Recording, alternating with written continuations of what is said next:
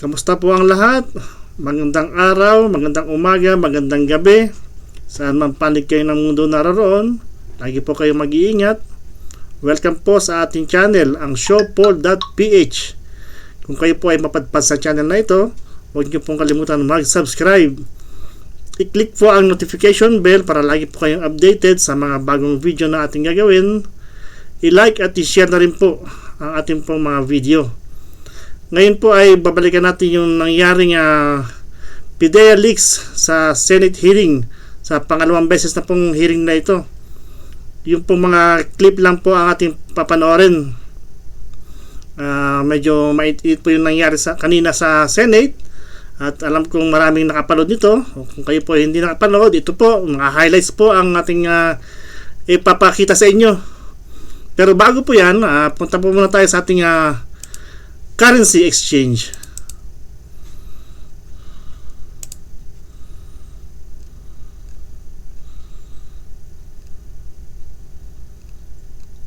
Yan po, ang ating pong 1 US dollar ay equivalent to 57.814. At ang ating pong Bahraini dinar is 30.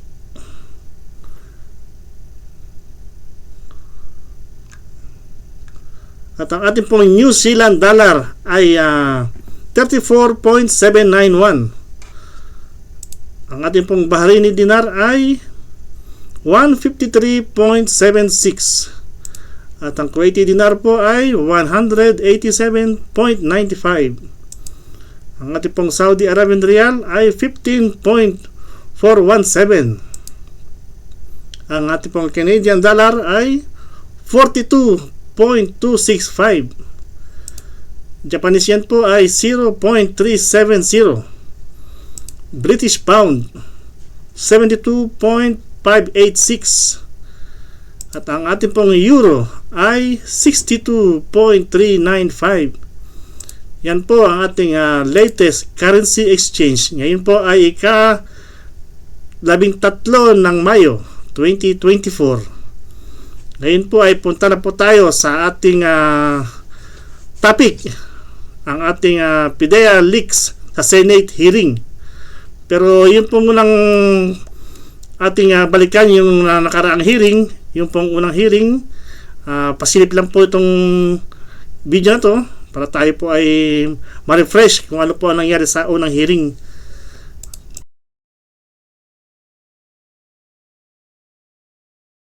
Panoorin po natin.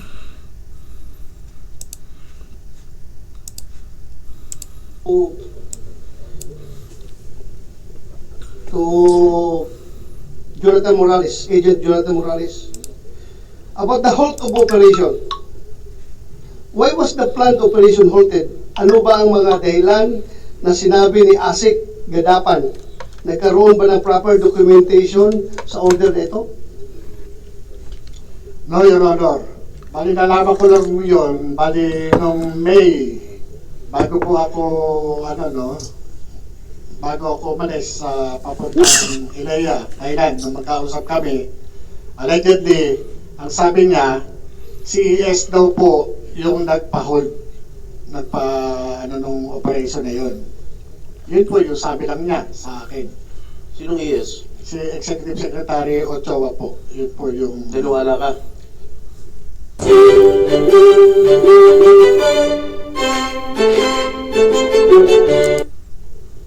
DDGO po namin siya. That's pure hearsay. Yun po yung sabi niya. Naniwala ka ba? Yun po yung sabi niya sa akin, Your Honor. That's right. That will not stand in court. That's pure hearsay. Your Honor, yun po yung sabi nung aking... Kaya nga, sabi nga, that is pure hearsay. That will not stand in court. Wala naman po ako magagawa kung ano po yung sinabi niya. Basta ang sinabi niya, tigilan niyo yan. Sabi niya ganun, mapapahamak tayo dyan. Hindi... Sino yan. nagsabi? Si ASIC Gadapan po. Namatay na. Hindi ko po alam. Dito ko lang po kay Senator Bato na naman po. Sige, ginagamit mo yata yung patay eh. No, Your Honor. Hmm? No, Your Honor. Yun po yung nangyari po nun. Sa inyo na ko yung informasyon na yun. I'm sorry, Mr. Chair, for interrupting you. Yes, go ahead, no problem. Saan mo na ko yung informasyon? Where did your Hey. superior get the information? na Dahil namatay po. naka-involve sinasabi ni ES na tigilan na yan. Kay Asik Gatapan nga po. At hindi lang po yun. Ako po ay naimbitahan sa Malacanang Nino, ng ng Law Enforcement Security Integration Office. Ito po when was this? after 1 year o matapos yung humigit kumulang 1 taon. Ito po ay kung di ako nagkakamali, July 2013. Ako po ay pinatawag sa Malacanang. Nagtataka po ako, Tawag sa'yo. si Attorney Serapio, Police Director Pelizardo Serapio Jr. ng Law Enforcement Security Integration Office ng Malacanang sa Mabini Hall po. Ngayon po, pinatawag po ako doon ni Attorney Serapio sa Malacanang.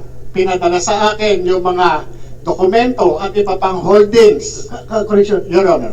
General Serapio, hindi siya attorney. Ako ko lang, abogado siya, pero as para sa Elohim, hindi siya abogado. General Serapio, yung Lisio chief during the time of President Aquino. Pelizardo Serapio po. Pelizardo Serapio. Opo. Class 78. Yeah. Yan po yung nagpatawag sa akin. Ngayon po, nung pinatawag ako po doon, nag-report po ako doon. Dala-dala ko yung ilang dokumento at yung PowerPoint presentation. Nag-present po ako doon ng humigit kumulang sa 4 na oras. Kung pwede po natin ma-check doon na ako ay nagpunta mismo doon sa lesyo na yon. Kung saan, i-report ko, i-brief ko sila doon sa mga ongoing projects na ginagawa namin, pati yung mga hindi natuloy o pinigil na mga operasyon ng PIDEA. Nagtataka ako, bakit ako ang pinatawag? Ordinaryong ahente lamang po ako ng PIDEA. Bakit hindi yung director ko o yung director general ng PIDEA? Doon po ako nagtataka doon. Why? Dahil po, nung panahon na yon, nung nagkaroon po ng yung sobra na yung ginagawa ng PIDEA, pagpipigil sa amin na hindi pagtatrabaho, inilabas ko po ito sa public. Nilabas ko po sa media nung kung di ako nagkakamali, 2013 po yan. Nandiyan naman po sa YouTube yan. Ano yung nilabas mo? Yung pong incompetence ng PIDEA, bakit ito wala nang nahuhuling malalaki? Samantala, yung mga hinuhuli namin, ito po yung mga based doon sa mga case operational plan na talagang ginastusan ng gobyerno. Bakit parang namimili noon sa mga trabaho? Bakit sinusuppress yung aming mga yung mga tungkulin namin? Biruin nyo, nilagay kami sa likod ng PIDEA doon sa squatters area na ang hinuhuli namin malalaking drug trafficker. Ang pinahuhuli na lamang sa amin piso-piso. Anong sabi sa akin sa Malacanang? Wala naman yung mga hinuli nyo Puro mga gawa-gawa nyo lang yan Matitinong mga inchik yung mga hinuli nyo Pero pinakita ko sa kanila sa briefing, dala-dala ko yung record ng Anti-Money Laundering Council ang nakapirma, Central Bank Governor, Security Exchange Commission, at saka yung Insurance Commission. Tatlo yung nakapirma na yan, na doon sa AMLAC document. At ito, sa 200 billion po na financial investigation na kinandak namin sa tulong ng AMLAC, 200 billion po 200 billion pesos po yung accumulated na pondo na naiipon ng drug lord. Ang inabot na lamang po ng AMLAC doon sa Asset Preservation Order is 130.4 million na lamang po. Okay. Pero pinaliwala ho nila yung mga sinasabi ko. Sandali. Yung pinatawag ka, that was not related to this particular halted operations. Ibang operations yun. Iba-iba po yun. Iba-iba po. Ang ano ko po nun, bakit hindi natutuloy yung mga operation? Bakit sinusuppress nila yung aming pagtatrabaho? Yun po ang issue ko dun Ang ano ko sa kanila, bakit ganito? Samantalang yung mga sinundan nung Director General na inilagay nila Secretary Ochoa, hindi naman po ganun. Hindi naman po ganun na biruin ninyo. Ang mga tinatrabaho namin based doon sa case operational plan, biglang ilalagay kami doon sa barangay Pinyahan at paghuhulihin lang kami ng piso-piso. Pag nahulin mo yung pusher, wala kang karapatan i-follow up ito. Kayo, Your Honor, galing kayo sa law enforcement. Pag nakahuli ka, pataas ho ba, di ba? Pataas ho ba, di ba yung trabaho natin? Eto, pag nahuli mo, tuldo ka na dyan. Wala ka ng karapatan i-follow up yan. So yan po yung unang hearing ng PIDEA leaks sa Senate. Binalikan lang po natin para makita nyo po kung ano yung unang nangyari dyan. Yan po, at mga mahaba pong video yun nandyan. Balikan nyo na lang po. Punta na po tayo sa latest na topic na nangyari sa Senate hearing ng PIDEA leaks. Pangalawang beses na po ito.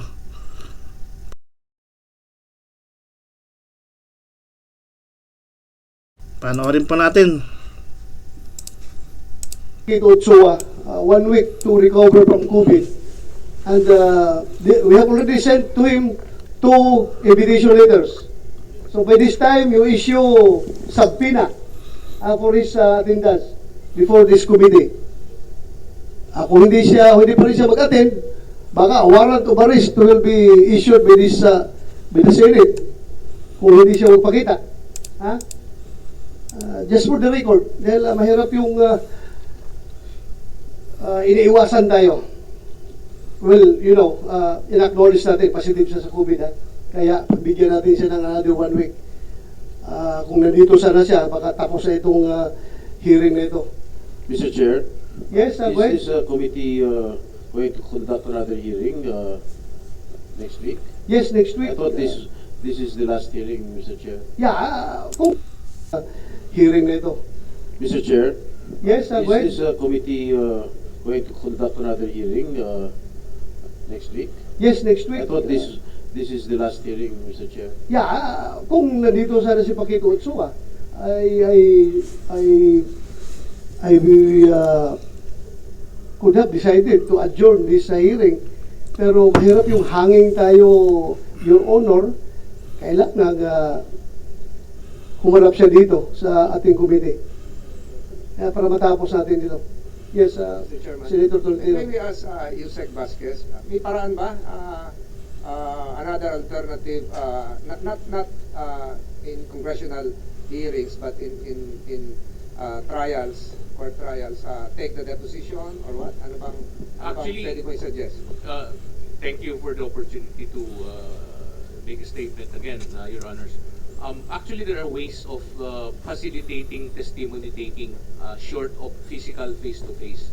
Yes, I know that. I know everything. But I want him to be present physically here.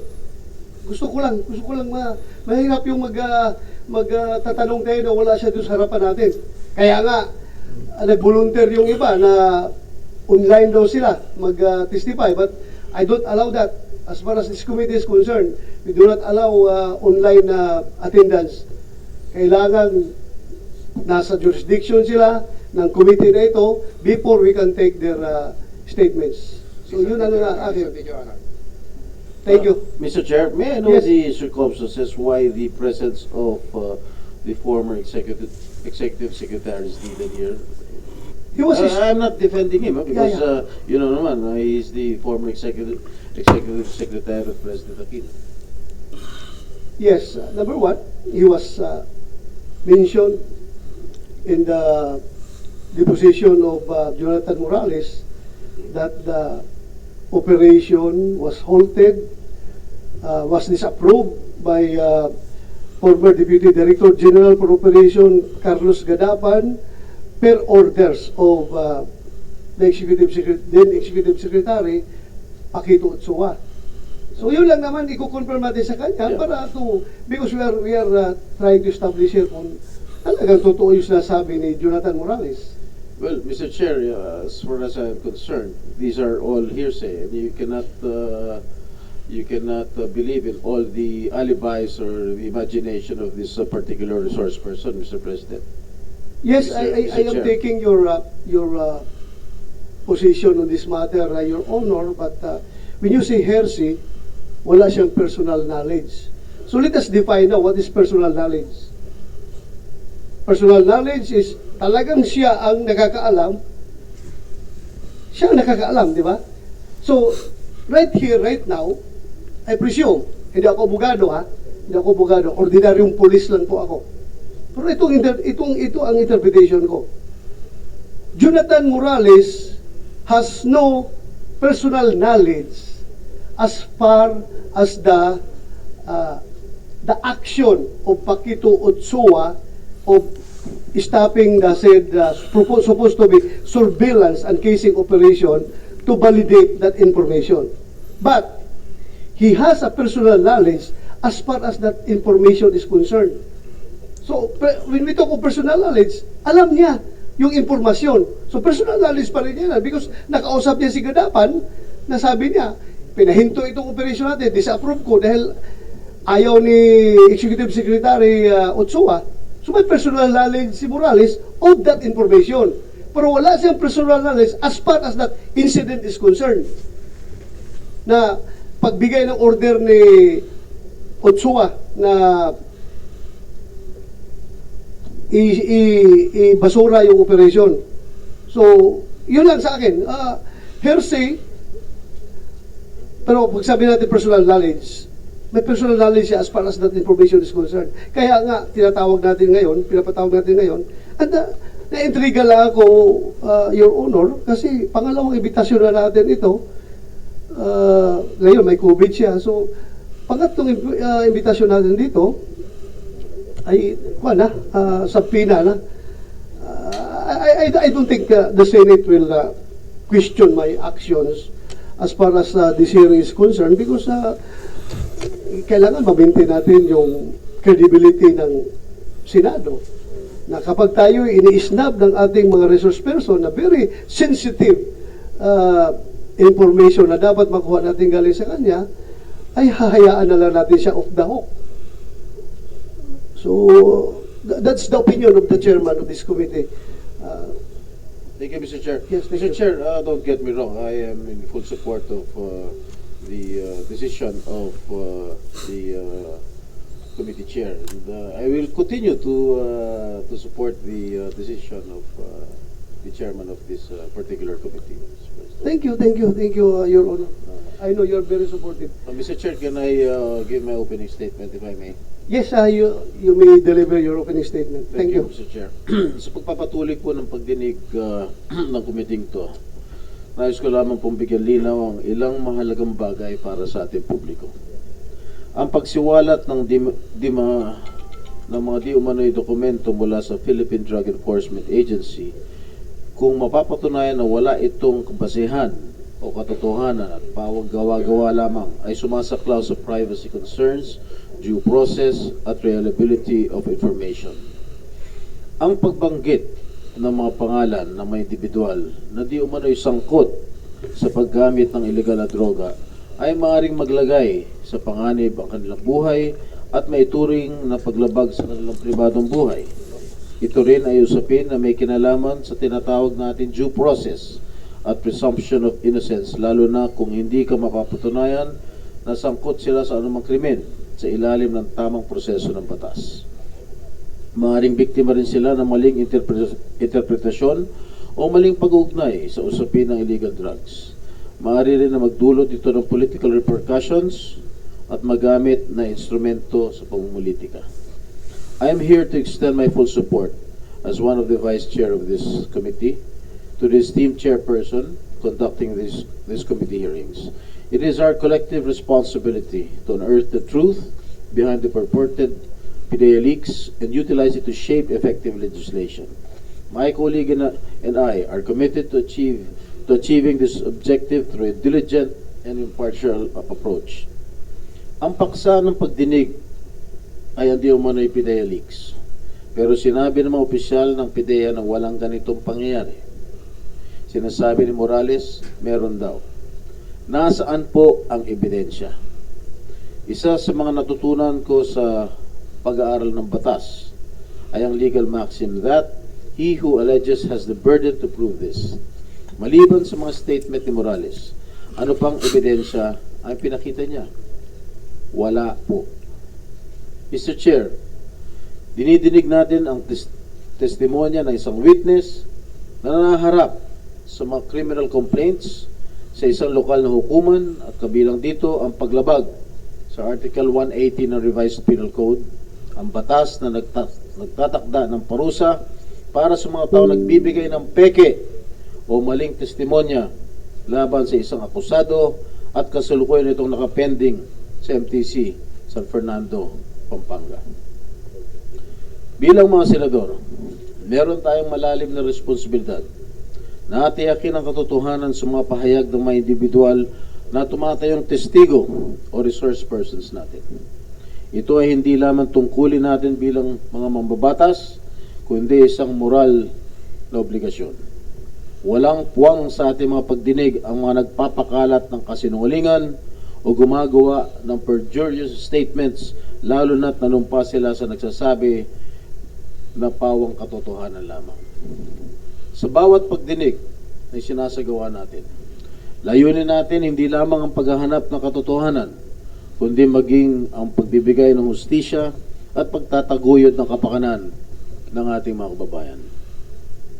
Sa mga bumabatikos sa akin na wala raw ako moral ascendancy para lumahok sa pagdinig na ito dahil ako raw ay convicted ng hukuman, nais ko lang bigyan diin na ang pagdalo ko dito ay pagtupad sa akin tungkulin at responsibilidad bilang inyong senador na inihalal ng 15 milyong botanteng Pilipino na naniniwala sa aking kakayahan at nagtitiwala na kaya kong gampanan ang mga responsibilidad bilang isang lingkod bayan. Yung pong 15 milyon bumoto kay Senator Jinggoy. Pwede po kayong magkomento ngayon dito sa baba kung ano po ang inyong mga opinion. Ayan po ang sabi niya. Ano po ba yung down credibility na meron siya? At ano po ba yung nangyayari ngayon na gusto niyang ipalabas? Bakit pa kasi pilit niyang, sa akin opinion, pilit niyang binabasag yung kredibilidad ni Morales. Yun yung kanyang laging sinasabing walang credibility, sinungaling, hearsay lang yan. Hindi naman po hearsay yung pong dokumento na nag-leak. Yung mga pangalan ng mga matataas na tao na involved doon sa dokumento. Pero ang pinag-uusapan po natin dito, dyan sa Senate hearing, dapat ang pag-uusapan ay ang paano po nag-leak yung documents. At sabi nga ni Senator Bato na ang lumabas na soft copy ng PDLX ay authentic or genuine na talagang galing sa file ng PIDEA. Ang tanong naman ngayon, nasaan yung file, yung dokumento na yun? At ang sabi ng PIDEA, wala silang kopya. Wala. Tayo po ang maghusga, mga taong bayan, maging mapanuri po tayo. Diyan po natin na pag-aralan mabuti kung ano po yung nangyayari ngayon sa Senate hearing. Tuloy po tayo. Okay, magalala. I am a man of conviction. Tungkulin ko na gampanan ang iniatang na responsibilidad at mandato ng taong bayan.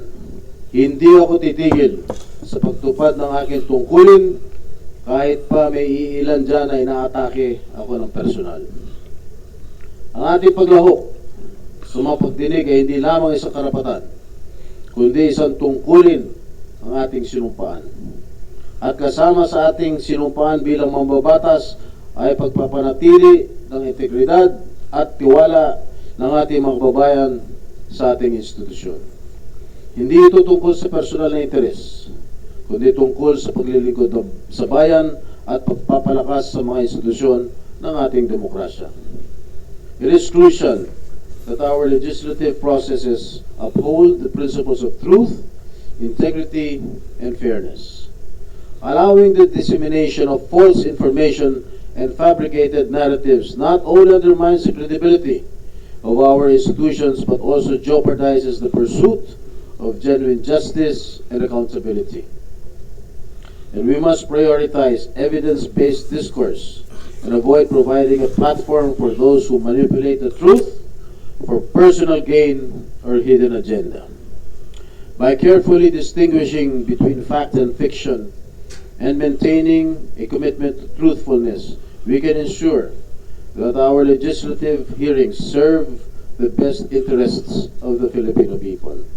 And I call upon the Senate Public Order Committee to uphold its duty to the Filipino people by exercising due diligence in verifying the veracity of information presented before it and by refraining from legitimizing falsehoods and fabricated stories.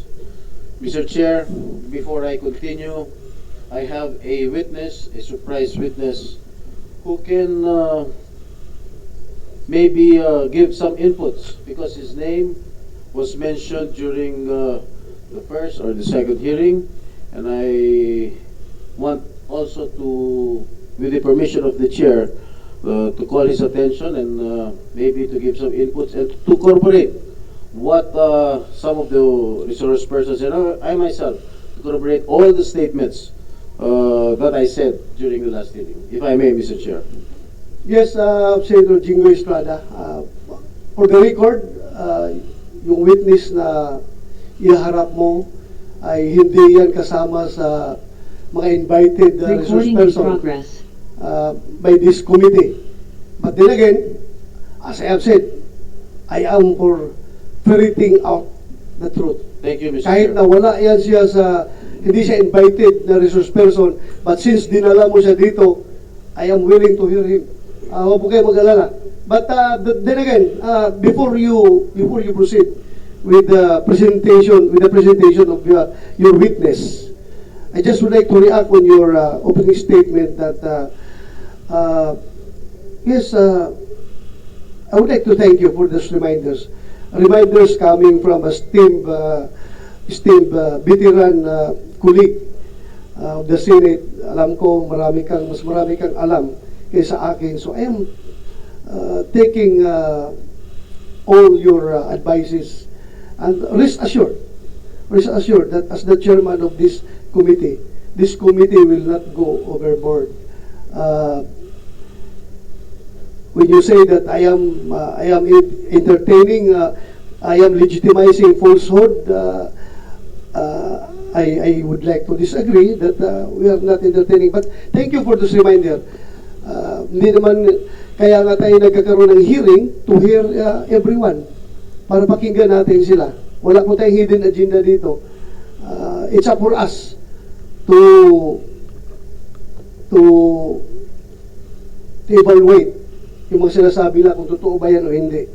In fact, si Morales mismo, meron siya mga sinasabi na pinapaniwalaan ko, meron din siya sinasabi na medyo alanganin ako. That's for, just to set the record straight.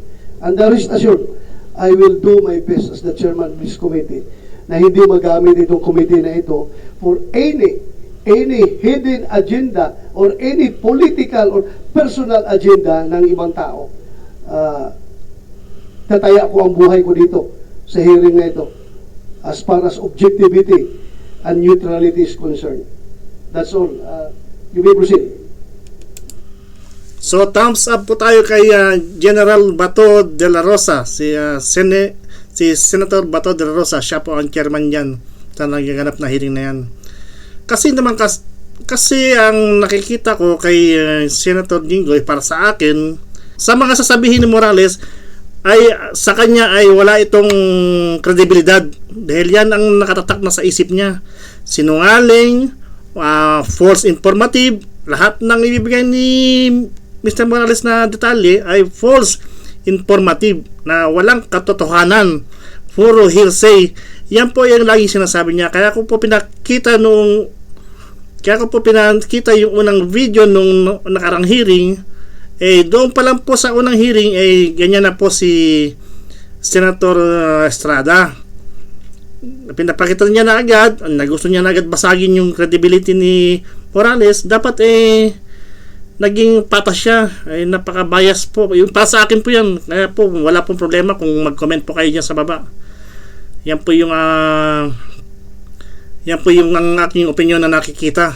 At yung pong kanyang witness ay si General Santiago. Andyan po yung sa Senate hearing yan. Si General Santiago po yung tinutukan niyang witness na hindi naman imbitahan, pero hinayaan na ni Senator Bato na kasi nandyan na yan. Hindi imbitado bagamat hindi imbitado si General Santiago, ay na-mention naman yung pangalan niya nung nakaraan hearing. Punta po tayo dun sa pangalawang clip natin, yung highlights po. He is totally unedited. We will Knowing this person who has a lot of criminal records, Mr. Well, Chair. we will seek the expertise of the PNP Anti-Cybercrime Group. Alam nila yan kung yan ay pinagputol-putol o unedited yan. So, yung buong recordings mo, okay lang sa'yo kung pupuntahin ko sa iyo yung PNP Cybercrime Group para to retrieve the recording. It's okay with you. Your Honor, Your Honor, ay parang hindi naman po maganda yung sinasabi ni Senator Jinggoy Estrada patungkol sa akin. Para namang ako talagang hinuhusgahan, ako'y may kaso pa lang at hindi pa napapatunayan sa hukuman. Hindi kagaya po ang ating butihing senador nakonvict na po. Ay, wag naman po. Alam mo, Mr. Morales, alam mo, Mr. Morales, Please. huwag mong pakikalaman yung kaso ko, problema ko yun, yung kaso mo ang ayusin mo. Your Honor, ang kaso ko po, Your Honor, hinaharap ko naman po. Please, At ako hindi po order, please, silence. Una, Mr. Morales, please do not question Senator Jinggoy. Trabaho niya yan bilang senador at vice chairman ng committee na magtatanong sa iyo. Pero kung sinasabi mo na nasaktan ka dahil ikaw akusado ka pa lang, siya konbiktado na, tapos pinapalabas na masama ka, well, that's your opinion. Please, kasi insulting yan on the part of this committee. Hindi lang sa person ni Senator Jinggoy, pati ako as chairman, para bang harap-harapan, pinapahiya mo yung committee. I'm just advising you. Hindi ako galit sa iyo, just giving you a piece of advice. Si Senator Jinggoy ay nagpe-perform ng kanyang mandato as vice chairman of this committee. Kaya expect mo lang rin na magalit siya kung sinabihan mong gano'n. And we expect also na yung opinion mo na gano'n. Pero sana huwag tayo humantong sa personalan dito, ha? Mawawala tayo sa ating objective. Okay? Yes, Sir Honor, patawarin niyo po ako at nabigla lang Mr. po refrain from doing those personal Mr. Chair, may we ask that the said statements be expunged from the records of this committee? So, any objection? Hearing none. Yung pong nasabi ni Mr. Jonathan Morales, totoo naman po. Bakit po ba kailangan maging senador ka o ordinaryong tao ka para lang ibigay mo yung inyong opinion? Hindi po patas yung batas natin. Dapat po kay senador ka, kung presidente ka o ordinaryo kang tao, ano na tayo, bibigyan natin ng paggalang dahil andyan sila yung nagka-comment. Pero dapat si Senator Jinggoy naman masyado siyang bias siya pagdating kay Morales. Lagi niya sinasabing ganito, hindi pwede sinungaling, hearsay, kung ano-ano. Siguro napuno na si Mr. Morales, napundi na yan. Sakit na yung ulo niyan. Paulit-ulit si Senator Jinggoy na hindi malaman paano pagsisira ng kredibilidad ni Mr. Morales ang gagawin niya. Lahat ng sinasabi ni Senator Jinggoy ay kontra kay Mr. Morales, na lahat ng sasabihin ni Mr. Morales ay pawang kasinungalingan, hearsay at sinungaling. Yun po yung totoo, yun po yung nakikita ko. Comsec, as ordered by the chair, you expunge those statements from the record of these proceedings. So ordered. You want to say something, Senator Jinggoy? Are we done with Talwed, si Mr. Santiago and Mr. Enriquez? Before Hindi I pa, hindi proceed pa. with the question, Ganito, Your Honor? siya muna, tapos pagbigyan ko ito pangalawa kasi silang dalawa nakikita sa video, then afterwards sa kanyang dalawa, itong nasa kabilang linya. Sige. Kung okay lang. Yeah, Mr. Ah, Pwede ko tanongin si Mr. Enriquez? okay? Okay. Mr. Enriquez, what were you doing in the house of Mr. Morales? Mr. Senator, Putulin na po natin kay Mr. Enriquez yung video na yan. Mag-proceed na po tayo kay Eric Santiago, kay Picoy, ating kaibigan na si Picoy. Si Mr. Santiago po ay siya po yung tao na nandun po sa bahay ni Mr. Morales. Siya po yung kumakausap kay Picoy na nandun naman po sa video. At meron po siyang statement. Bago po siya magsalita at may nagbigay po siya ng statement yan. Punta na po tayo dun sa kay Picoy.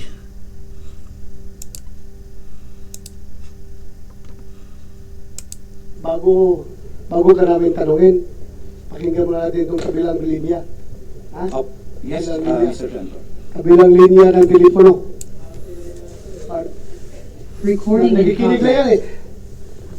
Bago ka magsalita, Picoy, alam mo ba na nag-usap kayo ni Enriquez na sa bahay siya ni Morales? No, wala sir, wala po. Hindi mo alam.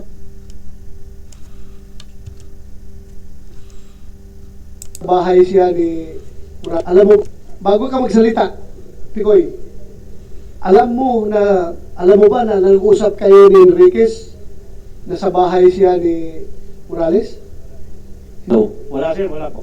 Hindi mo alam. Hindi ko po alam. Kaya nga po nagulat ako eh. Biglang Hindi mo rin alam na naka-speakerphone yung cellphone ni Enriquez.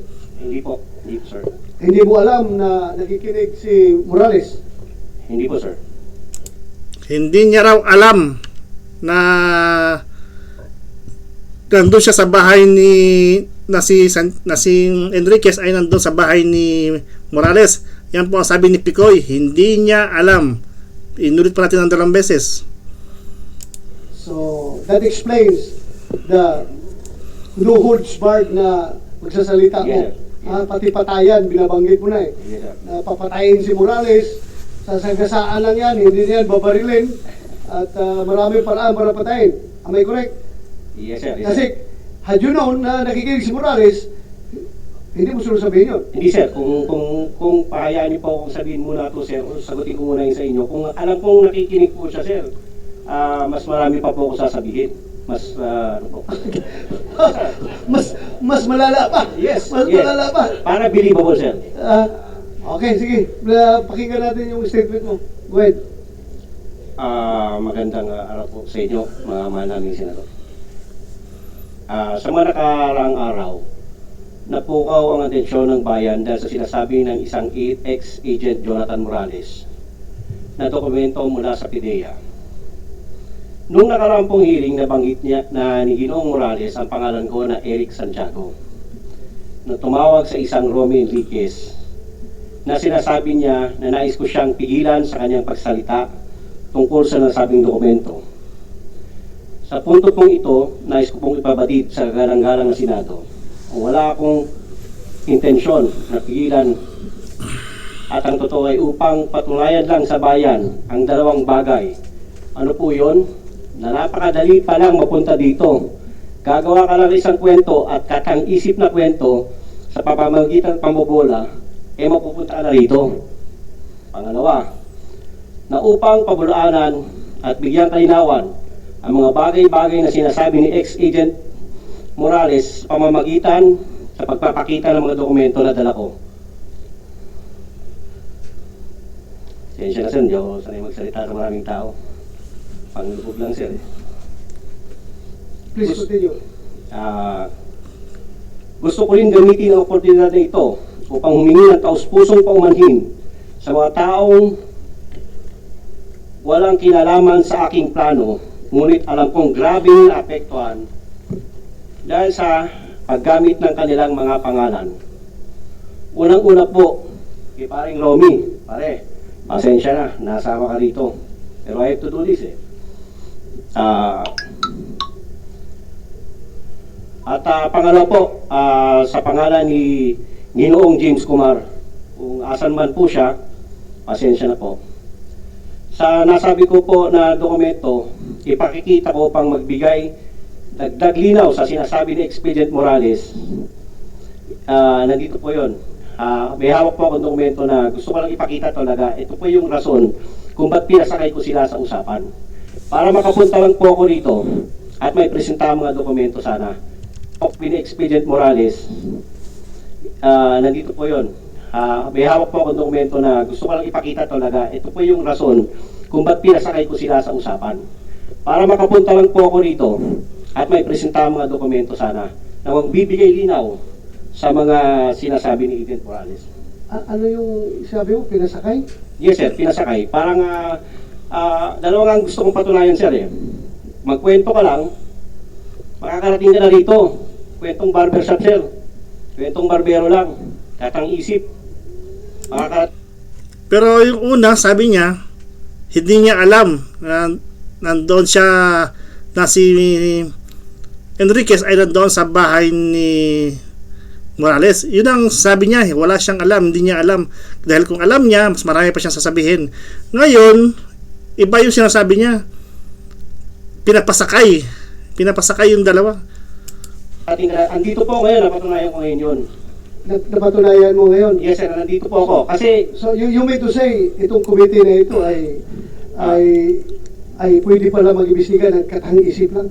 ako po, ang sinasabi ko, yung akin po, hindi po kayo. Kayo po ay tunay. Alam ko po ang inyong layunin. Ako po ay para sa akin. Gusto ko lang pong makarating dito upang magbigay linaw lang po, magdagdag linaw. Dahil sa mga dalawa. We are not interested of your dagdag linaw. We are interested on what happened, what transpired in that recording. Kaya yun ang explain mo. Huwag ka na maghanap pa ng ibang dagdag linaw. Please explain your side as far as that video is concerned. Yun po ay katang-isip ko lang. Pasensya na po kayo. Kaya po humingi po ako ng tawad nga po kay paring Romy at saka kay Katang-isip na kasi actually siya hindi naman para pwede naman para sa lahat yun eh. Sa amin lang sana yun. Pero dahil po na napunta po ako dito, dahil nga po sa isang salita niya na sandali, katang-isip lahat ng sinasabi mo doon? yes sir. Kinakatang-isip mo ito si... Kaya nga po humingi po ako ng tawad sa kanya eh. Kaya Wow! O, hindi naman kami grade 1 dito, mga senador kami. Ay nako, ibig mo sabihin na binubula mo lang siya para mabula kami, para imbitahin ka dito, para makapagsalita ka ng something against kay Morales. no, mali po. Ganon. Yan ang Mali po, hindi po kayo sabi mo eh. hindi po kayo dapat kumbulahin. Hindi ako binubula mo, siya ang binubula mo para pagbula mo sa kanya, mabubula rin kami kasi may video yun na usapan ninyo eh. Ibig mong sabihin, ganun kakagaling iyo. Kahit na ilang bisis ka, kaso mo, yung kaso mo, wag mong, pasis ko lang yun. Yes sir, I understand Pasis sir. lang yun sa aking panerbisyon pagka-pulis. I Kaya understand. huwag mo kong bilugin dito ha. Yes sir. Kung siga ka, kung maro ka sa labas, kung nabubula mo yung ibang tao, not me. Yeah. Not me. Kasabot ko sir. Ha? Kasabot ko sir. Ano Bisaya man ka? Taga saan ka? Taga Davao ako mama sir. Ibig sabihin mo, maro, taga Davao. Dili tao sir. Ay, Ay. Now, please, continue. Explain your side, yung nangyayari sa usapan niyo. Sige, I will give you the floor. Huwag kang lumihis sa ibang topic. Yun lang muna. Stick to that video. Yung lahat na sinasabi mo doon, bigyan mo ng context, bigyan mo ng explanation, bakit mo nasabi yung mga bagay na yun. Please. yung kung totoo po, ako po nandito, ang purpose ko po is magsabi ng totoo. Yun nga, sabihin mong totoo, bakit ka tumawag kay Marquez at mga sinasabi mong patatahimikin siya, huwag na magsalita, at may binanggit ka ba nung pangalan na Lam? Ano yung Lam na ibig mo sabihin? Sir, actually sir, naririnig ko lang sa YouTube yun sir eh. I-play, kumsek, i-play. Bakit sabihin naman, Hindi, ibig sabihin sir. baka ibig sabihin, yung committee na ito, gumagawa na naman ng AI-generated video recording, ha? Kumsek, please play the video. Yung sinabi niyang Lam. Narinig mo lang yan, hindi mo ginamit? During your conversation, hindi mo ginamit yung salitang lam? Sir, ginamit ko nga. O, Ginamit ginamit mo. ko nga, sir. Kasi ganito nga, Ano sir. ibig mo sabihin ng lam? Sir, ganito po yun. Naririnig. Sandali! Anong ibig mo sabihin ng lam? Sinabi mo, binanggit mo. Yes, sir. Naririnig ko po sa YouTube lang yan. Yung lam, si First Lady, si James. O kaya nga, bakit mo? YouTube lang. Ano Ganito mo? nga, sir. Kasi ganito nga, Ano sir. ibig mo sabihin ng lam? Sir, ganito po yun. Naririnig. Sandali! Anong ibig mo sabihin ng lam? Sinabi mo, binanggit mo. Yes, sir. Naririnig ko po sa YouTube lang yan. Yung lam, si First Lady, si James. O kaya nga, bakit? Sa YouTube lang yan. Yung lam, si First Lady, si James. O kaya nga, Sa YouTube lang yan. Yung lam, si First Lady, si James. o kaya nga, bakit mo nasabi yung lam na yun? Para pasakayin nga po sila, sir. Kung gusto niyo pong malaman ng totoo. Pasakayin. Opo, para papasakayin lang po si Romy at si Agent Morales, sir. Eh, hindi mo nga alam na nasa bahay ni Morales si Mark Enriquez. Ganito po yan, sir. Si Romy kasi pag matri-trigger ko siya, alam po na makakarating kay Morales yan. So anong purpose mo? Anong agenda mo Ito dito? nga po, sir. Anong motive mo? Bakit mo siya iti-trigger? Sige nga. Gusto ko po kasi may mga dokumento po kasi kung dala. Kasi sir, kung napapagod na po kasi ako sa paulit-ulit na sinasabi nila, alam ko naman na mas may explain ko, sir, dahil sa mga dokumentong dala ko. Ano yung mga document dala mo? Pwede ko po ba ipakita, sir? But before you show that document, explain your side. Bakit mo sinabi yun? Huwag mo kaming bulahin, ha? Yes, sir. Ha? I will cite you in contempt directly kung sinungaling ka dito, ha? Kasabot ko, sir. Kasabot. Dapat kinontempt na yan eh. Dapat pinakontempt na ni Senator Bato yan. Kaso nagkaroon ng mga interrupted yan eh. Interruption. Kaya na wala sa ni Senator Bato yung usapan na yan. Mong huwag mo kong dalahin sa bula-bula. Kasabot ko, Ha? sir. Kasabot ko. Jose, i-play mo nga yung may sinabi siyang lam. Huwag mong sabihin, bula mo lang kami dito. Ay, wala pong ganun, sir. Sorry po. Sige.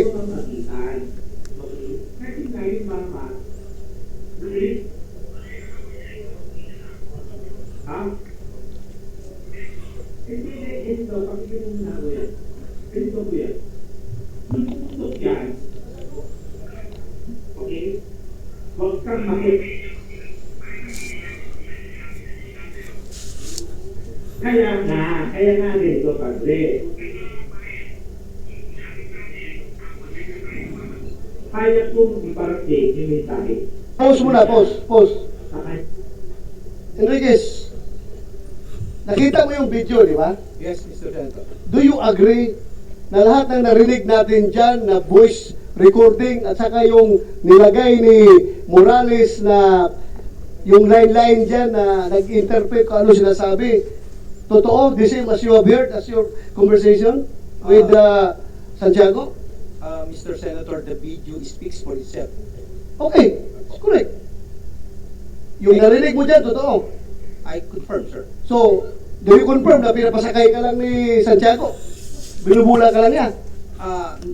Well, knowing Eric Santiago, even during our NAPOLCOM days, hindi ko po makuha, malaro po siya. Malaro po siya, malalim. Malalim babaw nga eh. Malalim.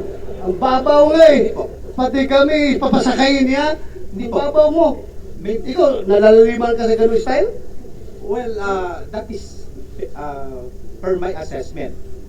Kasi may mga statements po siya na Magang malalim sa'yo yung tao na mahilig pumatay kuno, mapapil-papil, yan ang lalim sa'yo? Malaliman ka niya? Your Honor, I've been with him with NAPOLCOM for almost 5 years. So you confirm na yung narinig natin na video recording at saka yung nilagay ni Morales na mga holdings doon, narinig mo yan during your conversation with Santiago? Yes, Mr. Senator.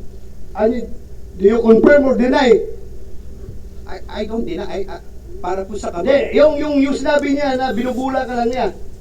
Well, Para daw makapasok siya dito sa Senado at makapagbulala siya ng mga record na hawak niya against Morales. Mr. Senator, I cannot accurately answer what is his intention.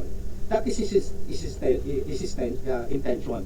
Pero with all sincerity, do you think yung usapan niyo, binubula ka lang niya, pinapasakay ka lang niya, taga-DOJ ka eh. Huwag mo sabihin, XPDI agent ka. Huwag mo sabihin, ganun ka kababaw. Mr. Senator, knowing DOJ ka eh. Huwag mo think, yung usapan niyo, binubula ka lang niya, pinapasakay ka lang niya, taga DOJ ka eh. Huwag mo sabihin, Expedia agent ka. Huwag mo sabihin, ganun ka kababaw. Well, Meron po ako napansin dyan na itong si Santiago at itong si Enriquez, kung makikita nyo sa video kung paano po ugnayan tong si Santiago kay Mr. Enriquez, ay para bang mas nakakataas si Eric Santiago o si Picoy, dahil siya yung parang nagmamando kay Mr. Enriquez, bagamat si Mr. Enriquez ngayon ay nasa DOJ, siya po ay nasa Department of Justice, nagtatrabaho po siya, while itong pong si Eric Santiago na si Picoy, parang wala na po yata siya sa serbisyo. Pero kung makikita niyo sa video, para pong si Picoy ang nasa posisyon ngayon at si Mr. Enriquez ang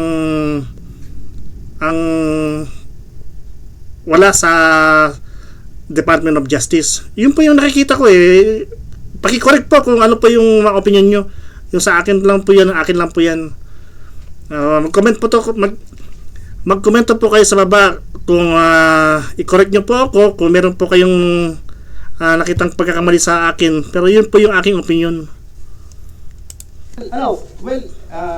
Mr. Senator, knowing him, perhaps that is his intention. pwede kang mabula niya. Well, vulnerable po ako pagka sa kaibigan. Pagkakaibigan po, walang masamang tinapay. I cannot judge a person based on his past. Just like Kuya Jonathan Morales. Who am I to judge? Meron din po ako mga imperfections. Okay? Okay, So, so, yun po yung aking position. Kung binubola niya ako, mali yan. That is not my intention. Even po yan, nagtampo ako sa'yo. Eric Santiago, kung nambubula ka, bakit dinadamay mo pangalan ni Lam? Sir, para po makatotoo ng istorya. Para makatotohanan. Kasi hindi ko po pwedeng bulahin si Romy kung hindi ako babanggit ng mga keywords na magri-ring sa utak nila, sir. So anong purpose mo bulahin siya? Siya lang, sir. Siya lang. Bakit mo, anong purpose mo bulahin siya? Kasi, para ipatawag kita dito. Para Ultimately, para ipatawag kita dito at may bulalas mo yung mga records against Morales. Ganon ang intention Actually, mo. sir, hindi naman po against Morales po yung record po. Ay, hindi kaya para mailabas mo yung Yes, sir. record na sabi mo. Yes, sir. Na nagawa ko po ngayon nga na nandito po nga po ako, sir. Wow, ang galing mo. Galing mo. Ako, I find it very strange na gano'n ang approach mo para may patawag ka ng committee na ito, bulahin mo siya para may pakita ang wow, gano'n ka ka-genius pala mag-tirada. At dinidinay mo lahat ng sinasabi mo sa video na yan. Hindi ko nga, sir, dinideny. Inaamin ko nga po, sir. Dinidinay mo nga yung truthfulness. Yes, sir. Yes, sir. Yung veracity, totoo yan. Yes, sir. Pero yung truthfulness ang sinasabi mo, sa video na yan ngayon, dinidinay mo. Yes, Sabi sir. mo lang, nabubula ka. Yes, sir. Wow, kasi may video. Pero No, kung sir. walang video yan, hindi mo i-deny yan. Sir, actually, pwede ko i-deny yan, sir. Excuse me po, sir. Pwede ko sabihin pwedeng sabihin ko naman na hindi po ako yung kausap eh. Pwede ko pong gawin yon. Pero hindi ko nga po Hindi ka ginagawa. naman maka-atras kasi kausap mo, mayroong telephone number sa iyo, kayo kausap. Pero, sir, Akala mo ba, pwede ka mag-deny dito? sir, hindi po. Try mo i-deny at Yes, sir. I understand, sir. Kasabot ko, sir. Kasabot dito kayo. pinatawag kita dito para magsabi ng totoo. Yes, sir. Ha? I understand. Hindi ka pinatawag dito para bulahin kami dito. Yes, sir. Ha? This is a serious matter. Ha? I understand, sir. Huwag kang sasakay-sakay ka lang, gagawa ka ng gimmick para maipatawag ka dito, para maipabulalas mo yung gusto mong dokumento palabasin. Wow, how shallow your motive. Yes, sir. So, ibig sabihin, sino nag-utos sa'yo na pasakayin mo si Enriquez? Sarili ko lang, sir. Sarili mo! Yes, sir. So, you're a hero! Nasa sa inyo, Ha? sir, kung paano nyo ako titignan ngayon, sir. Pero yun po ang You are a hero, sarili mo lang. Nasa sa inyo na po, sir, kung paano nyo po ako titignan. Pero ang sinasabi ko po ay totoo. Galing sa aking puso, sir. galing sa iyong puso na binubula mo lang talaga ito. Yes, sir. Binobola ko pa lang po si Paring Romy, sir. But I don't find any valid motive. Bakit mo siya bulahin para makapagsalita ka dito? Bakit? Bakit? Why? Oh, why? Kasi sir, yun nga, kagaya na sinabi ko, napapagod na po ako doon sa paulit-ulit na pasensya na po kayo, sir. Oh. Kung kasi marami po doon tungkol sa dokumento na pinipresent niya na mas dapat sana mas maintindihan, mas ma-explain ko po para sa akin po, sir. Para lang po sa akin, kung bibigyan niyo po ako ng pagkakataon, sir. Bakit mo ma-explain? Anong kinalaman ng mga record na yan sa pinag-usapan Kung hayaan niyo po akong ipakita yung record na yon, eh maaari po siguro ma-explain ko na mas mabuti. But to start with, yung intention mo is with malice. Ha? Very clear, with malice ang intention mo. Dahil niluluko ka ng tao para lang makapunta dito. So, ibig sabihin, kung kaya mo lukuhin si Enriquez, yung ipipresent mo na papeles dito, pwede rin, lukuhin mo kami dito, ang committee ito. Sir, wala po akong intention na gano'n. Wala nga, but to start with, diloko mo na siya. Pinasakay mo, according to you, pinasakay mo lang siya. Yes, sir. Oh, so paano kami magtiwala ang committee sa iyo kung ganoon pa lang style mo? So use this din na presenting that evidence kung to start with, ang intention mo ay tainted with malice. So, para sa akin po, sir, subukan niyo pong muna akong pakinggan, ipakita ko yung dokumento at may paliwanag sa inyo ng mas Before you present that document, submit mo muna sa committee. Titingnan namin if that is germane to the issue at hand. Submit mo muna yung dokumento dito, pag-aralan ng legis namin, ng COMSEC. Kung germane yan, otherwise, gagawin mo na namang binyo itong itong committee na ito for other reasons. Please submit that to the committee, pag-aralan namin, and we will get back to you. So, dito na naman po natin puputulin yung ating video. Sa nakikita ko po, para sa akin, even Mr. Enriquez was in DOJ ngayon, while Mr. Santiago is not anymore part of the government. Yun po nakikita ko dahil sa koneksyon ni Mr. Santiago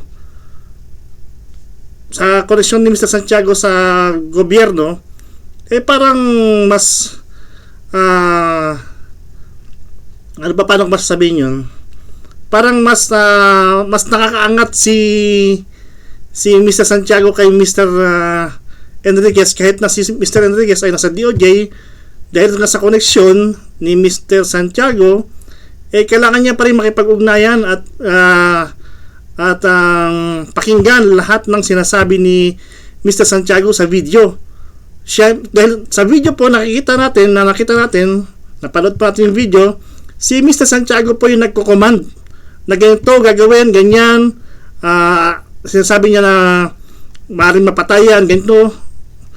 Yun po yung nakikita ko, yun po yung aking opinion. Hindi na po natin pahabain yung ating topic ngayon. Yung pong mga video na yan ay nandyan lang po sa internet. Panoorin niyo po. Muli po kung kayo po ay mapapad sa channel na ito, subscribe, click the notification bell, like at i-share na rin po ang ating mga video. Muli po sa inyo lahat, mag-iingat po kayong lahat. Marami pong salamat. Paalam.